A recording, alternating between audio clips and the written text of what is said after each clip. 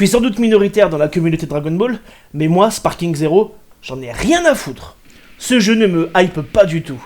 Mais alors, pourquoi me direz-vous? Non, personne me dira, parce que personne n'en a rien à foutre de mon avis.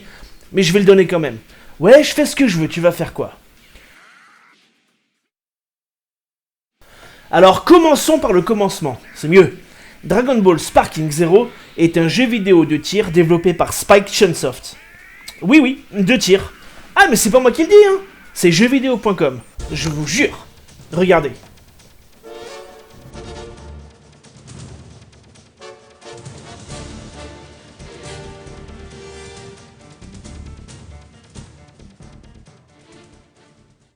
Bah alors jeuxvideo.com, on écrit des conneries? Ça ne vous ressemble pas, dis donc. Bref. Spike Chunsoft, c'est un studio issu de la fusion entre Spike et Chunsoft. Si, je vous jure. C'est incroyable comme coïncidence.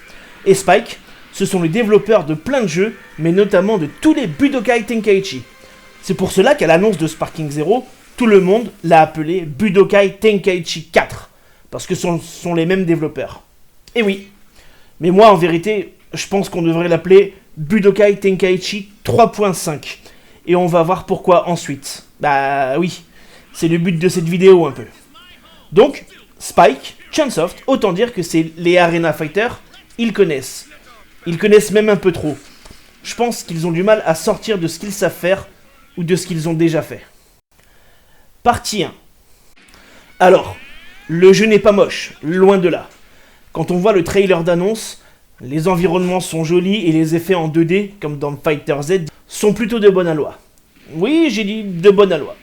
Cependant, bien que les environnements soient jolis, la technique en elle-même reste dépassée à mon sens. Comme ici, où les dégâts sur le terrain disparaissent. Comme dans Tank 3, à l'époque, il y a 15 ans. Ah si, je vous jure, c'est tout pareil. Si les environnements sont plutôt jolis, on ne peut pas en dire de même des modèles 3D. C'est quoi ces bras? C'est quoi cette rigidité? Dans Jump Force, également développé par Spike, les modèles 3D semblaient bien plus malléables, moins rigides. Regardez, quand Goku fait son Kamehameha, le modèle 3D se plie, il se contorsionne presque, puis il envoie son attaque. Ici, dans Sparking Zero, c'est bien plus rigide. Il n'y a presque aucune torsion du torse, les jambes ne se plient pas, c'est hyper rigide. Et ça, c'était dans le trailer d'annonce. Mais c'est pareil ensuite. Ça, c'est dans le trailer Rivals. On voit qu'il y a du mieux. Goku se penche et se tord un peu plus. Mais dans Jump Force, on avait ça.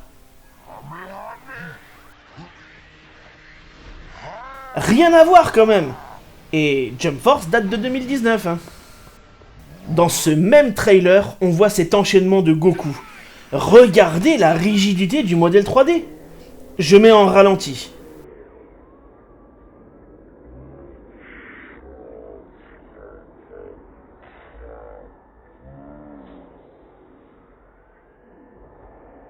D'ailleurs, en y regardant bien, on voit que ces deux séquences ne viennent pas du même combat.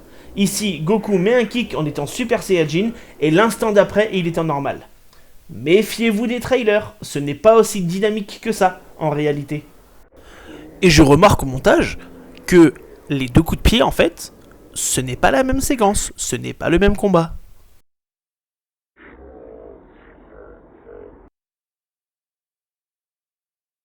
Méfiez-vous des trailers, ce n'est pas aussi dynamique que ça, en réalité. Mais ce qui pêche le plus pour moi dans ce jeu, c'est la sur-omniprésence permanente des effets de particules. J'englobe là-dedans tous les effets de poussière, de fumée, de débris, etc. Rien qu'à voir que là, en l'air, l'aura fait volter de la poussière comme si le perso était sur le sol, ça me sort totalement. Ah, moi, ça me sort totalement. Et il y a tout le temps, des effets de particules. Ça en devient même parfois brouillon, comme ici. On ne voit même pas si l'attaque de Broly touche l'adversaire ou non.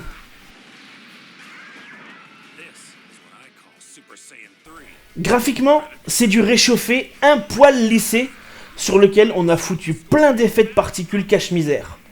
Malheureusement pour ce jeu, Fighter Z est passé avant lui. Et graphiquement, le jeu Dark System Works est bien plus fin. Alors, c'est pas moche, hein, mais Fighter Z est déjà passé avant. Et c'est là qu'on voit un peu le problème de Sparking Zero. Spike refait ce qu'ils ont déjà fait, sans sortir de leur sentier battu. Je veux dire, même Jump Force est bien plus joli que ça. Que ce soit graphiquement qu'au niveau du gameplay. Partie 2. Je vous ai mis des extraits de Sparking Zero, Tank 3, Jump Force et Raging Blast. Maintenant, si je fais ça,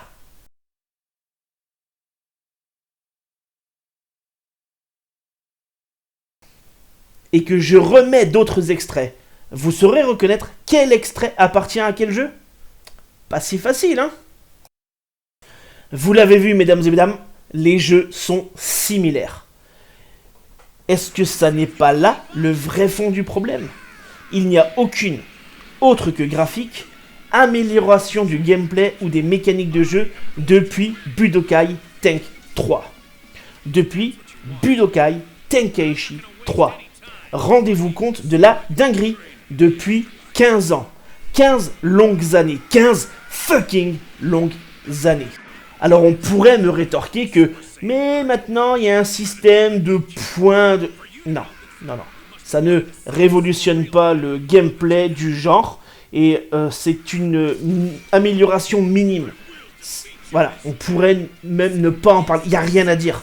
C'est juste, ils ont ajouté ça, ça n'a aucun intérêt. Ça ne change pas le gameplay en lui-même. Et encore une fois, mesdames et mesdames, Fighter Z est passé par là. Du vrai versus fighting qui se joue en compétition, en e-sport, où chaque perso a son propre moveset. Hors technique spéciale, je veux dire, évidemment. C'est-à-dire que quand, dans Tank 3, tu martèles carré, tous les persos font la même chose. Ce sont tous des clones. Alors que dans Fighter Z, et c'était encore plus vrai dans Budokai 3, attention, pas Budokai Tenkaichi 3, ne confondez pas. Bah oui, sinon tout ce que je dis n'aurait pas de sens. Quand tu faisais carré, l'enchaînement proposé par le perso était différent en fonction du perso que tu avais. Enfin, regardez ça, regardez la beauté et la longueur de ce combo.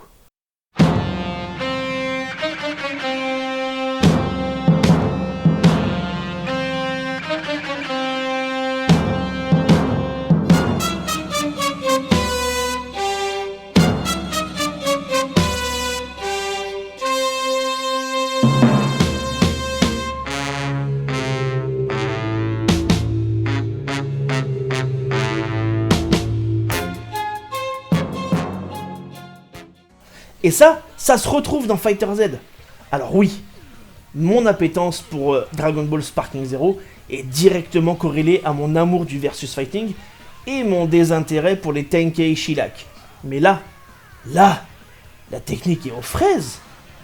Pas aux fraises niveau rendu, hein, même si Fighter Z est plus joli et que même Jump Force était plus joli, sur certains aspects.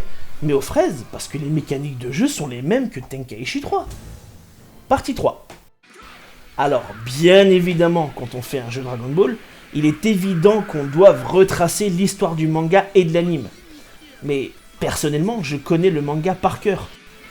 Et retrouver ces mêmes événements avec la même mise en scène encore et encore... Bon, si au moins ils avaient fait des efforts sur la mise en scène, mais non, on le voit dans le trailer, tout est pareil.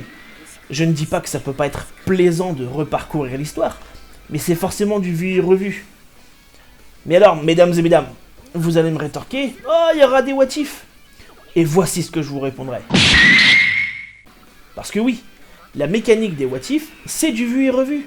Déjà dans Super Sonic Warriors, on avait par exemple le what if sur Dr. Gero. Dans Raging Blast, il y avait aussi plein de what if du style Trunks qui rencontre Trunks. Ils ont même tellement poussé le what if qu'ils nous ont fait ça.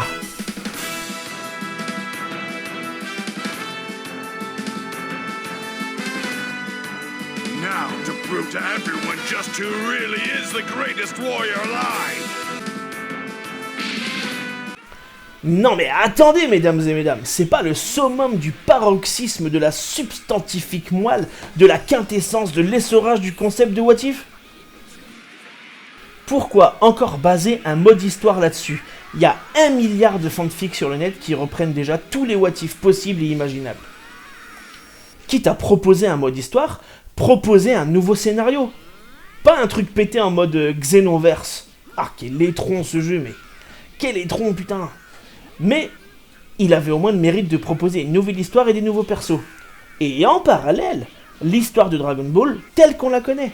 Alors, rien ne dit que ça ne va pas être le cas, hein. Que la story de DB ne sera pas en parallèle des what if, mais franchement, ça m'étonnerait beaucoup. Mais là, revenir sur ce qui se faisait déjà il y a 10 ou 15 ans, que ça soit en termes de graphisme, de mécanique ou d'histoire, c'est non. C'est non. Conclusion.